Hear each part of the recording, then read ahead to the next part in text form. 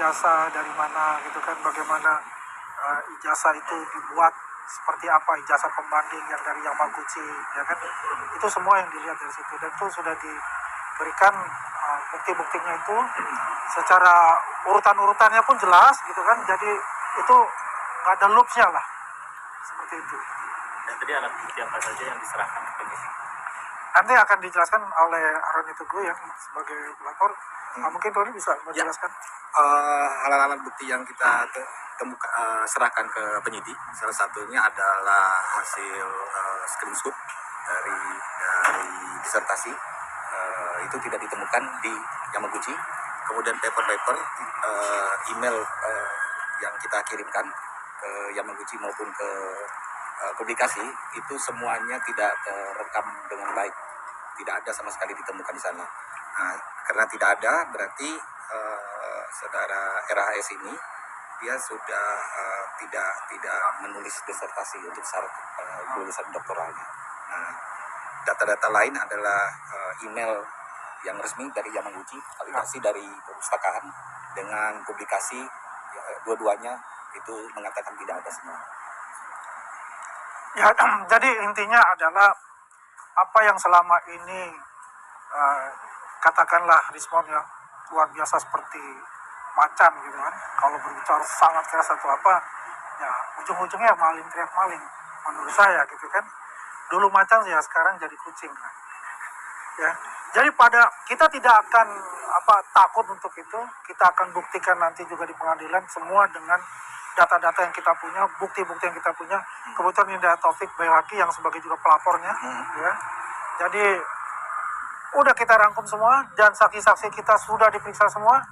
Tinggal kita kelanjutannya, kita tunggu saja bagaimana proses ini berjalan di penyidik untuk penyelidikannya.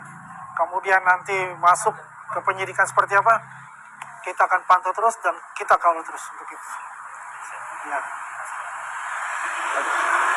Jadi intinya kita melanjutkan kemarin hari, kita tahu bersama kawan-kawan Bang Joshua Sinambela sebagai saksi 1 sudah diperiksa, dan saat ini kita akhirnya mendatangkan Pak Roni Teguh untuk kemudian menjadi saksi 2. Nah, yang paling penting juga adalah ini komitmen dari Polda Metro Jaya untuk melanjutkan proses penyelidikan dalam rangka memastikan semua laporan kita itu tidak hanya diterima, tapi betul-betul yang berkaitan dengan dugaan ijazah palsu dari Rismon Sianipar ini akan diproses sampai dengan tahap di mana ada kebenaran bahwa Rismon Hasyolan Sianipar selama ini sudah menggunakan gelar dan juga identitas palsunya untuk melakukan tindakan yang menggiring publik, menggiring kita semua mempercayai apa yang selama ini dia katakan sebagai penelitian, bahwa ijazahnya Pak Jokowi palsu, kemudian Mas Gibran itu tidak melakukan penyetaraan. Nah, tentu atas nama anak bangsa kita merasa prihatin.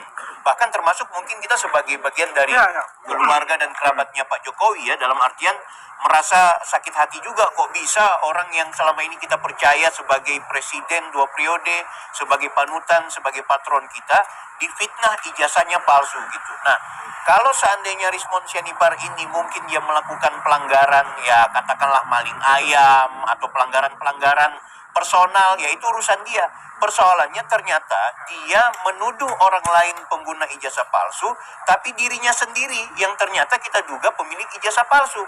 Kemudian mengaku-ngaku di ruang publik dan juga di forum hukum seperti pengadilan sebagai orang yang memiliki gelar S3 dari Jepang atau luar negeri, yang akhirnya menggiring kita terutama pengikutnya dia untuk percaya bahwa Rismon Sianipar ini adalah ahli, adalah alumni Jepang yang tentu apapun yang dia temukan adalah sesuatu yang benar.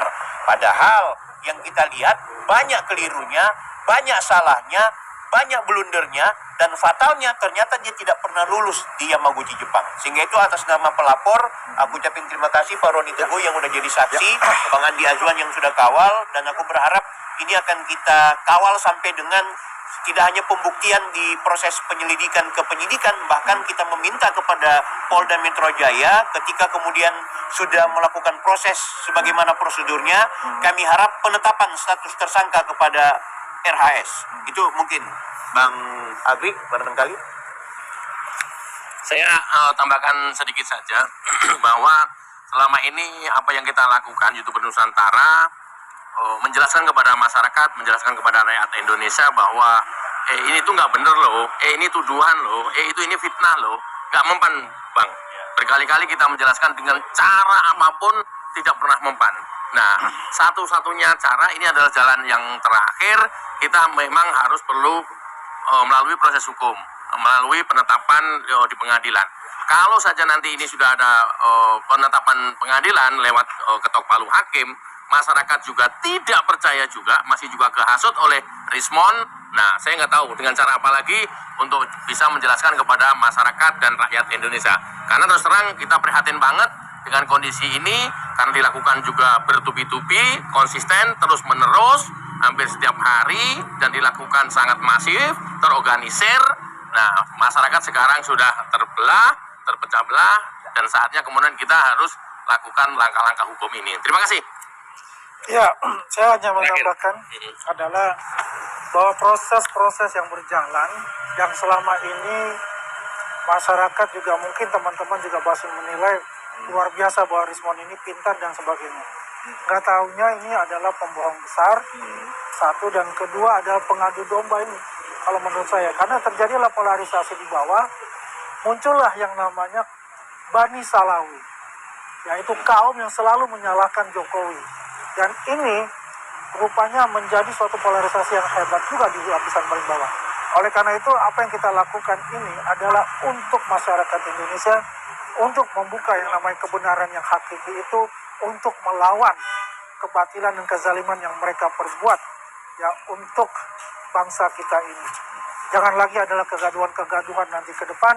Kita tetap, apa kata Bang Bil tadi, Bang Agri, untuk kita kawal terus ya sampai ini masuk ke pengadilan, dan aku yakin kita akan menang karena Allah Subhanahu wa taala, Tuhan semesta alam, mendukung kita untuk itu. Amin. Amin. Terima kasih.